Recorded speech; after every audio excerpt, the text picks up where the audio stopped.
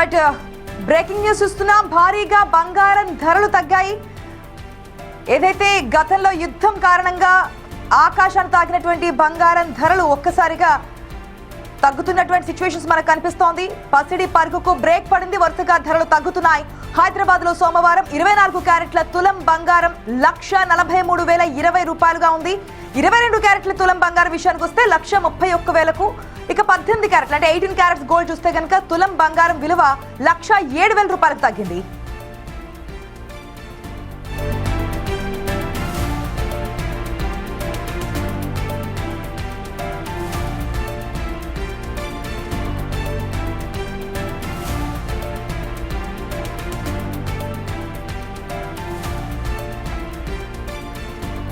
Gulf లో పరిస్థితుల కారణంగా ముడి చమురు ధరలు మరింత పెరుగుతాయన్న అంచనాలు మొదలయ్యాయి. ఆ ఒత్తిడి బులియన్ మార్కెట్ పై పడింది. వీటికి తోడు ఇటీవలి కాలంలో అంతర్జాతీయ మార్కెట్ లో డాలర్ బలపడుతోంది. ఇక యుఎస్ ఫెడ్ వడ్డీ రేట్లు పెరుగుతున్నాయన్న అంచనాలు కూడా ధరలు తగ్గేందుకు కారణంగా తెలుస్తోంది.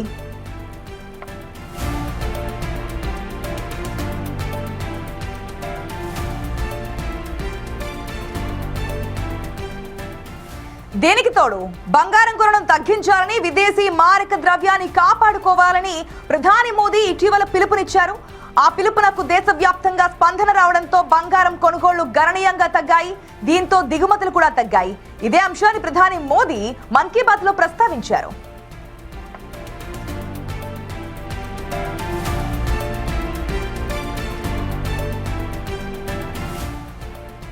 మూడు నెలల క్రితం వరకు మన దేశం ప్రతి నెల సగటున 75 నుంచి 100 మెట్రిక్ టన్నుల బంగారాన్ని దిగుమతి చేసుకుంటూ ఉండేది. కానీ 2 నెలలుగా అది సగానికి పడిపోయిందని వ్యాపార వర్గాలు చెబుతున్నాయి.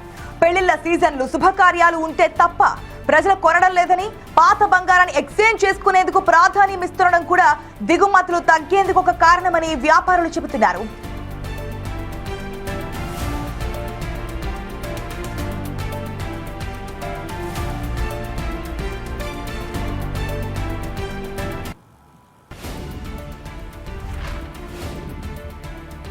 గత 4 నెలలుగా చూస్తే 24 క్యారెట్ల బంగారం విలువ 30,000 వరకు తగ్గింది. ఈ ఏడాది మార్చిలో తులం బంగారం 1,69,000కు చేరి ఆల్ టైమ్ రికార్డ్ సాధించింది.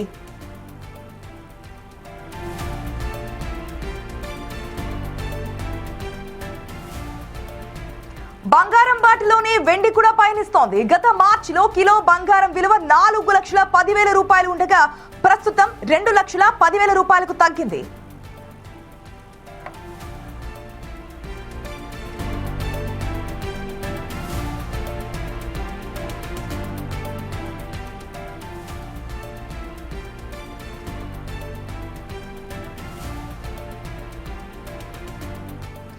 మనం చూస్తున్నాం ఏదైతే పశ్చిమాసియాలో యుద్ధం, ఇరాన్, అమెరికా, ఇజ్రాయెల్ మధ్య ఏదైతే యుద్ధం స్టార్ట్ అయిందో అప్పటి నుంచి కూడా బంగారం ధరలకి రెక్కలు వచ్చాయి.